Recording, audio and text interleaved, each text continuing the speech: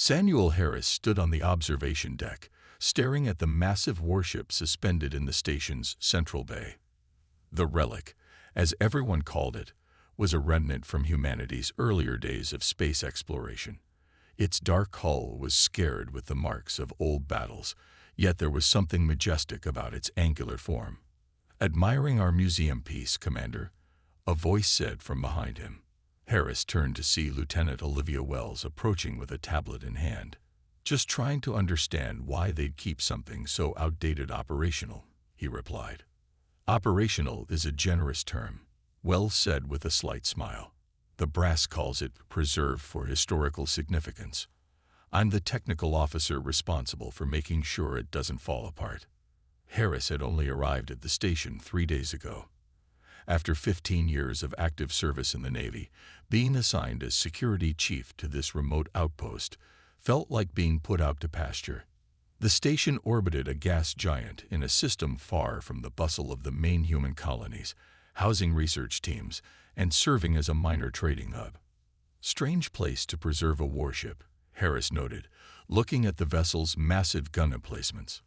Wells glanced around before lowering her voice. "Between us, I think there's more to it. The maintenance protocols are excessive for a simple museum piece." Before Harris could press for details, his comm unit buzzed. Station Commander Kate Johnson's voice came through, tense and clipped.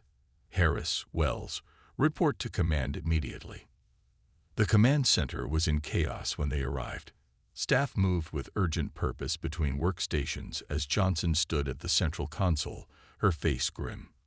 "We've lost contact with Proxima Colony," Johnson announced as they approached. Then Epsilon Station. "Now New Portland has gone dark." Harris felt a chill. "All three. That's not a communications malfunction." "No," Johnson agreed. "And we've received this." She activated a screen showing a fragmented transmission. A man's face appeared, partially obscured by static. "Under attack. Unknown vessels. No warning. They're civilians. Need immediate." The transmission cut to black. "Any identification on the attackers?" Harris asked. Johnson shook her head. "Nothing concrete, but there have been increasing Kelveri patrol activities near our borders." The Kelveri Alliance, a coalition of 3 alien species, had maintained an uneasy peace with humanity for decades. Tensions have been rising in recent years as human expansion approached territories they claimed. "They've never been this aggressive," Wells said. The station's alert system suddenly blared. A young officer called out from his station, "Commander, multiple ships dropping out of FTL. Kelveri signatures." Johnson straightened. "How many?" "4 cruisers and a diplomatic vessel. They're requesting permission to dock." Harris exchanged looks with Wells. "Diplomatic vessel, while our colonies are going dark." "It could be a coincidence," Johnson said, though her expression suggested she didn't believe it. "Or they're here to deliver terms. Either way, we need information." She turned to Harris. "Prepare a security detail for our visitors. I want protocols followed to the letter."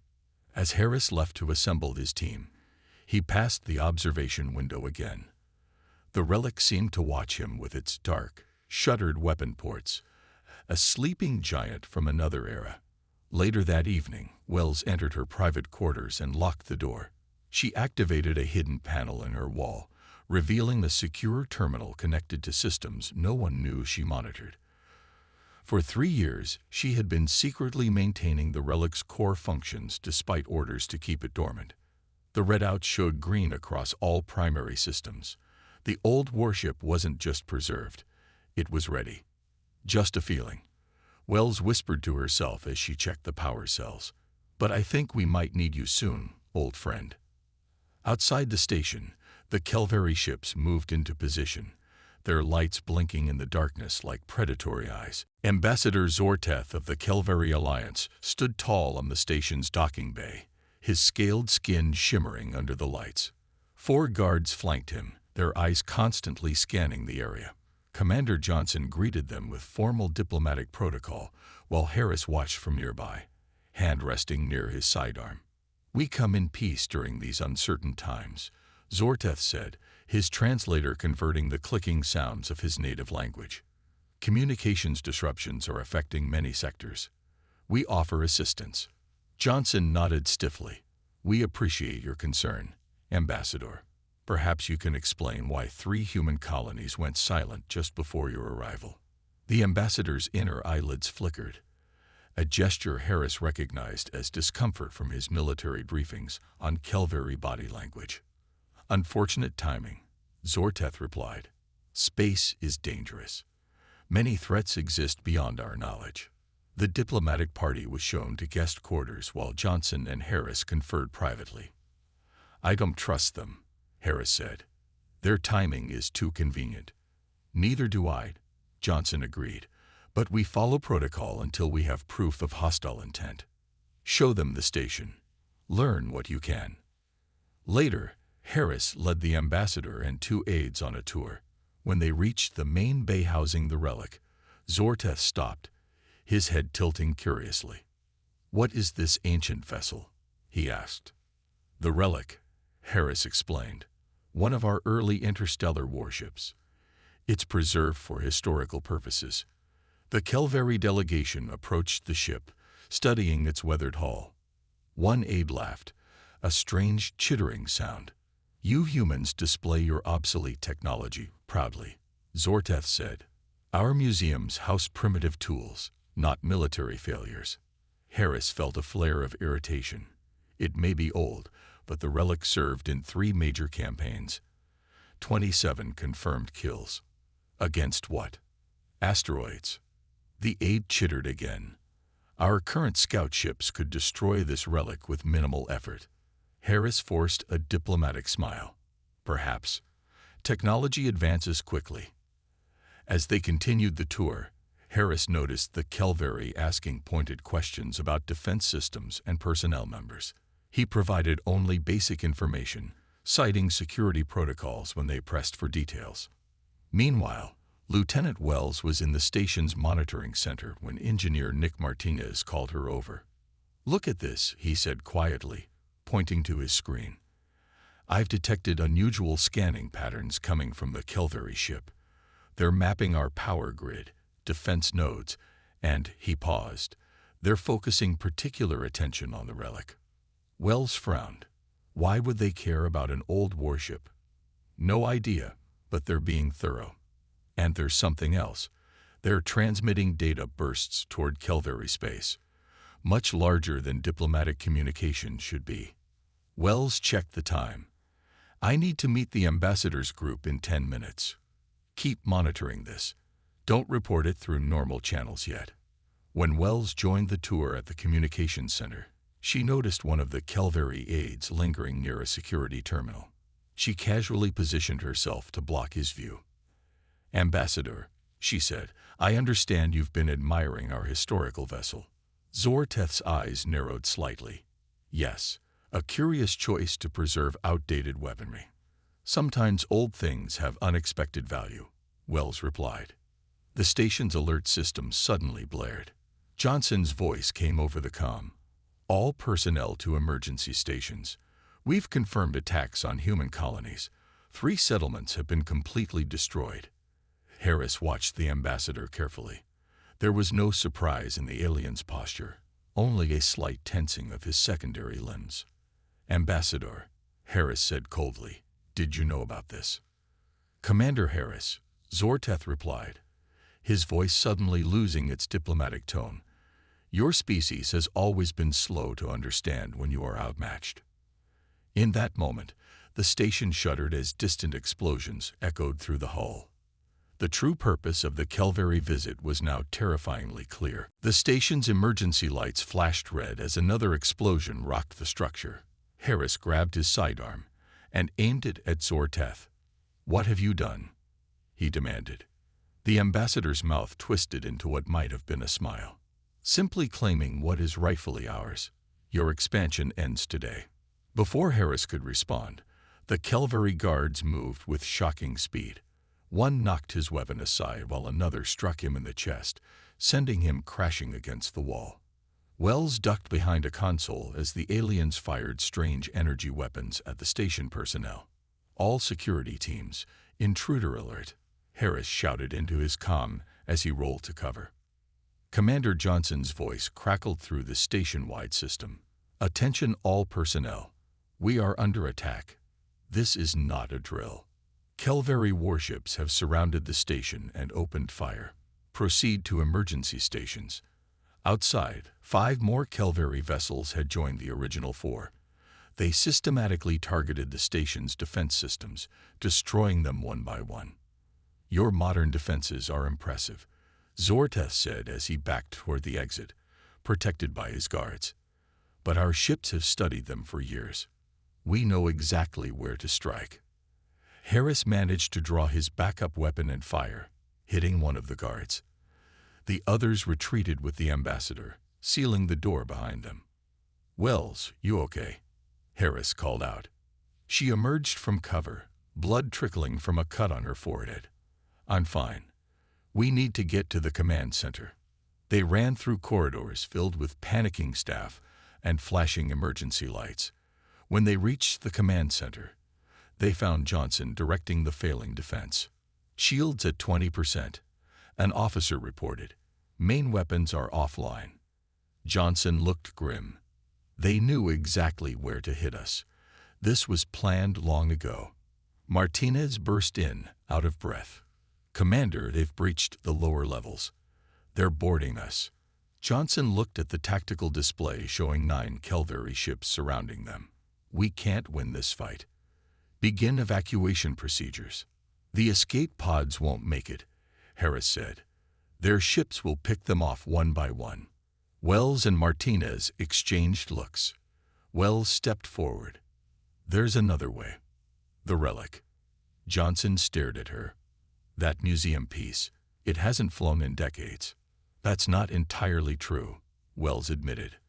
"I've been maintaining its core systems against regulations. It can fly. And it has working weapons."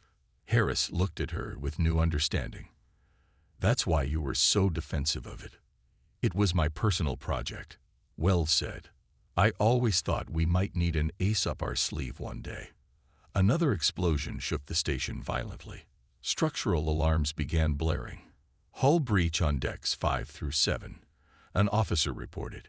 "We're losing atmosphere in the eastern quadrant." Johnson looked at the ship schematics. "Even if the Relic works, it's locked in the central bay. The main doors are jammed from the attack." Martinez grinned despite the situation. The emergency launch protocol should still work. It was designed to eject the ship if the station faced catastrophic failure, which is exactly what we're facing, Harris noted. Johnson made her decision. "Do it. Get essential personnel to the Relic. I'll hold command as long as possible to cover your escape." "Kate," Harris began. "That's an order, Commander." Johnson cut him off. "Someone needs to make sure our data cores are wiped before they take the station." In the next 10 minutes, Harris and Wells gathered key personnel. Dr. Lisa Chen from Medical, Daniel Wilson from Security, and several others with crucial skills. They fought their way through corridors where station security exchanged fire with Kelvary boarding parties. As they reached the central bay, they saw the massive Relic waiting, its dark hull somehow more imposing in the emergency lighting. "Will this thing really fly?" Wilson asked skeptically as they rushed up the boarding ramp. Wells headed straight for the bridge. "It'll do more than fly. It'll fight."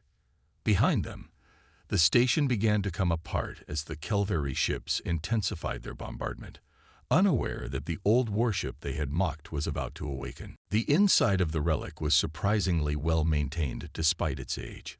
Soft emergency lighting guided the crew through narrow corridors as they made their way to the bridge. Harris took the lead, weapon drawn, while Wells directed them through the ship she knew intimately.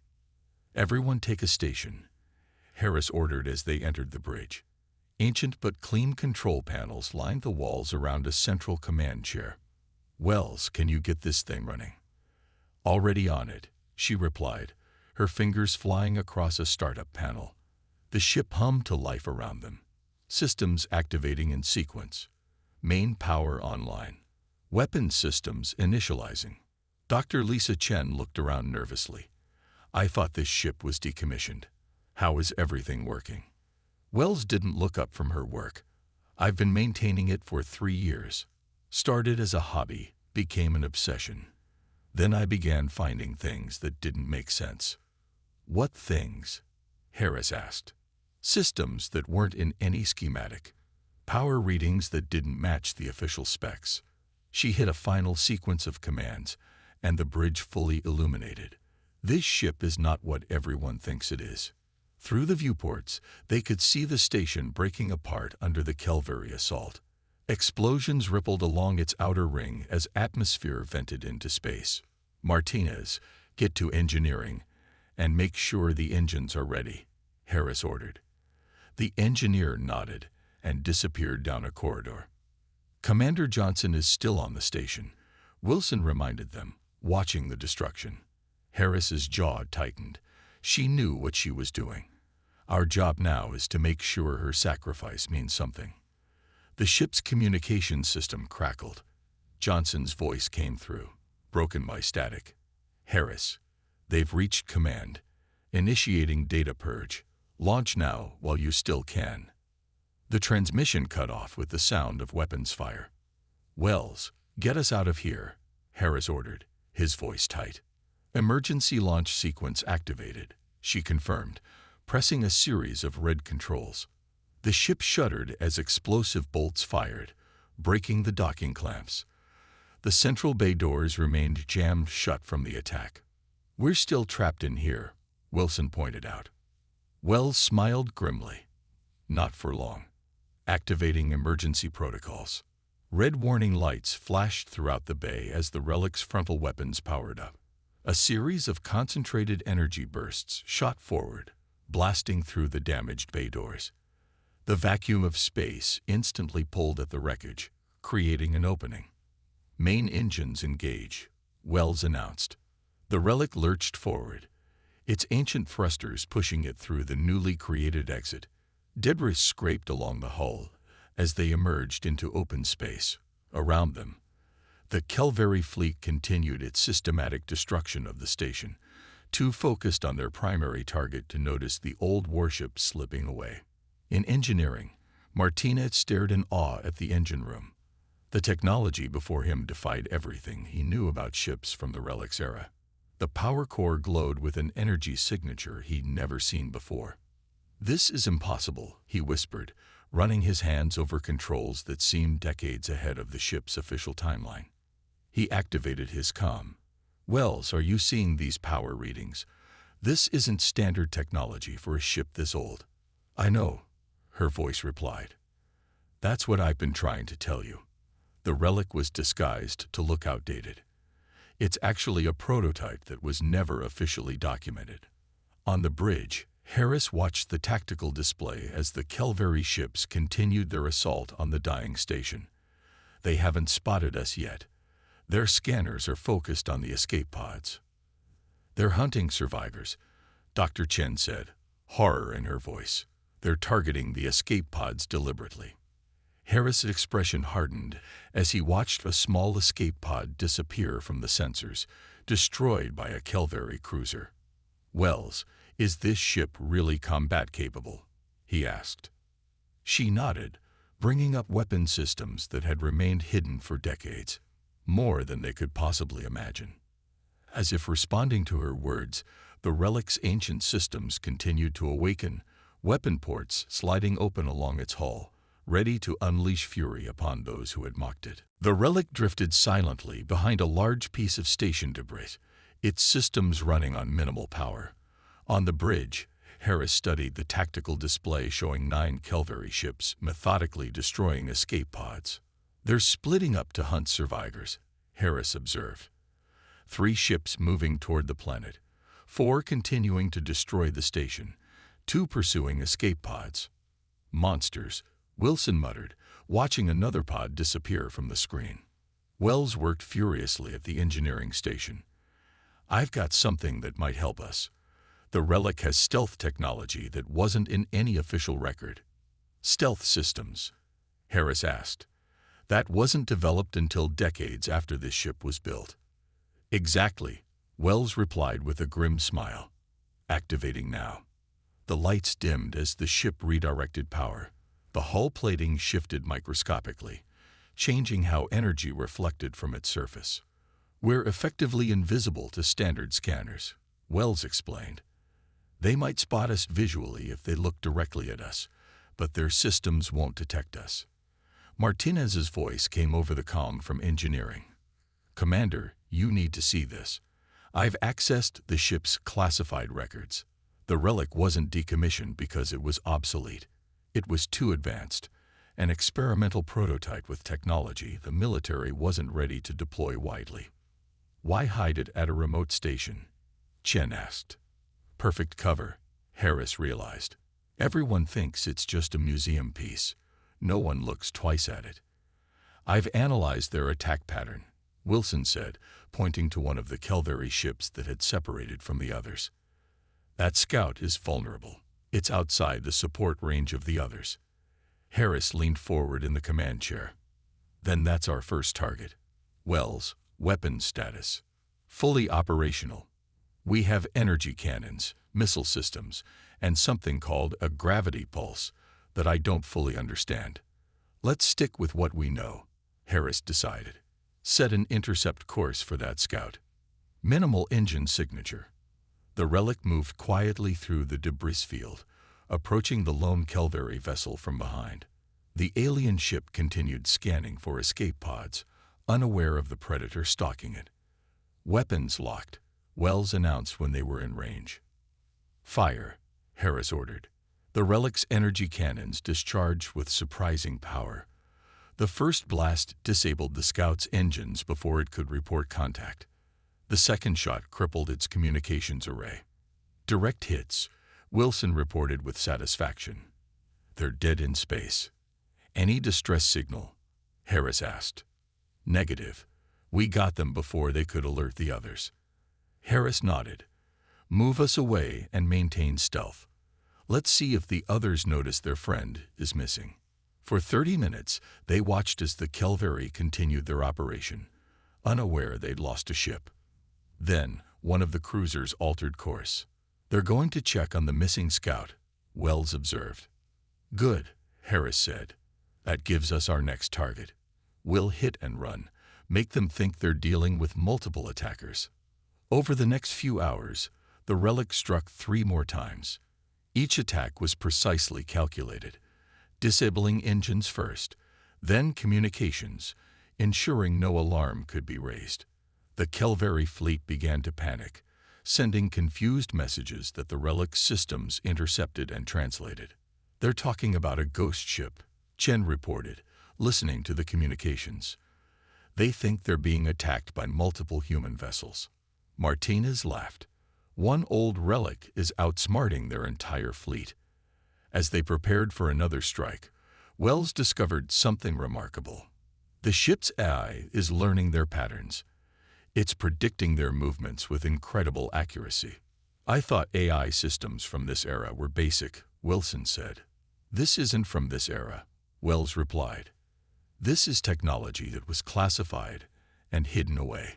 The ship is adapting to their tactics. Harris watched as another Kelveri ship moved away from the group, searching for the phantom attackers. They're getting careless, he observed. Fear makes you stupid. The tactical display updated, showing a larger ship arriving at the edge of the system. New contact, Wilson announced.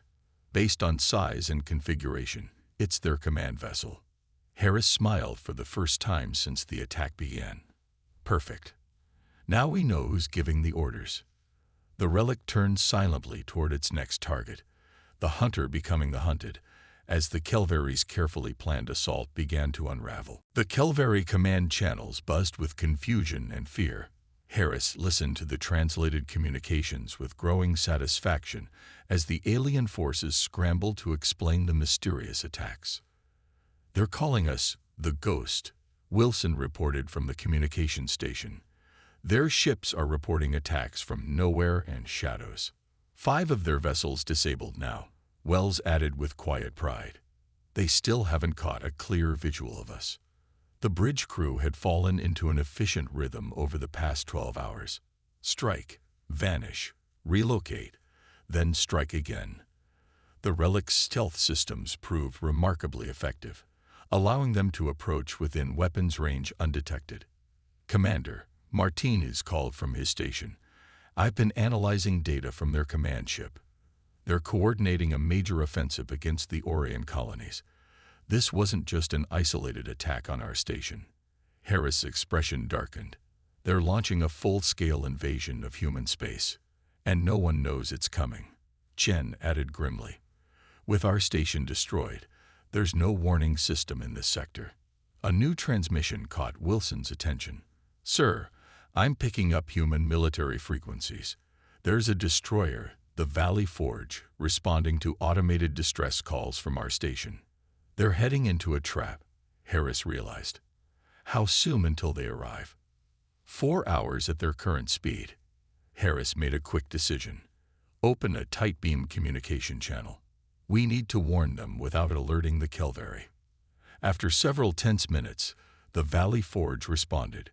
Captain Laura Bennett's face appeared on screen, suspicious at first, then shocked as Harris explained their situation. A museum ship, fighting the Kelvary fleet, she asked incredulously. The Relic isn't what everyone thought, Harris replied. But we're outnumbered and can't hold them forever. We've identified their command ship coordinating the invasion. Bennett's expression turned serious. We've lost contact with 3 colonies already. 2 more destroyers are en route to my position. If what you're saying is true, we need to hit them before they spread further into our territory. We need a coordinated strike on their command vessel, Harris suggested. If we can take out their leadership, it might disrupt the entire invasion force. After discussing strategy, they ended transmission. Harris turned to his crew. We have 4 hours to prepare.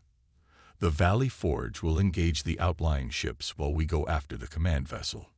Wells had been quiet during the exchange, working intently at her station.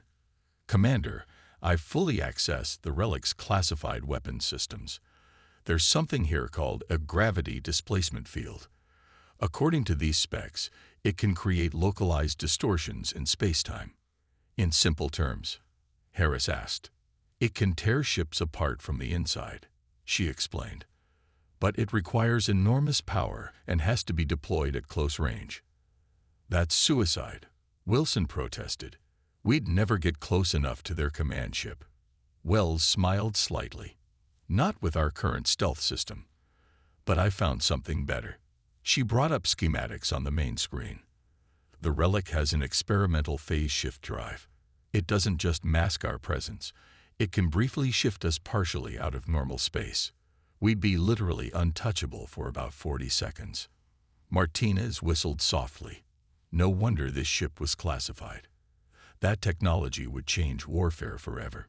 And now we're going to use it, Harris said, studying the tactical display where the massive Kelvary command ship loomed. If we can get close enough, deploy the gravity weapon, and escape before it fully activates, it could work, Wells confirmed. But we'd need perfect timing. Word of the ghost ship spread through human resistance channels. Small military vessels that had escaped the initial Kelvary assault began reporting sightings of an old warship appearing from nowhere to strike enemy forces before vanishing again. In the Kelvary command ship, Admiral Krelvor reviewed the mounting reports of lost vessels with growing rage. Find this ghost ship. I want it destroyed. His subordinate shifted nervously.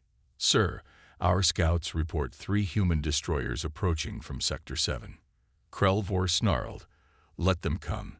Nothing will stop our advance now. Little did he know that the legend of the Relic was growing with each passing hour, and the human counterattack was about to begin. The Kelvary command ship Dominance hung in space like a massive predator, surrounded by its protective fleet.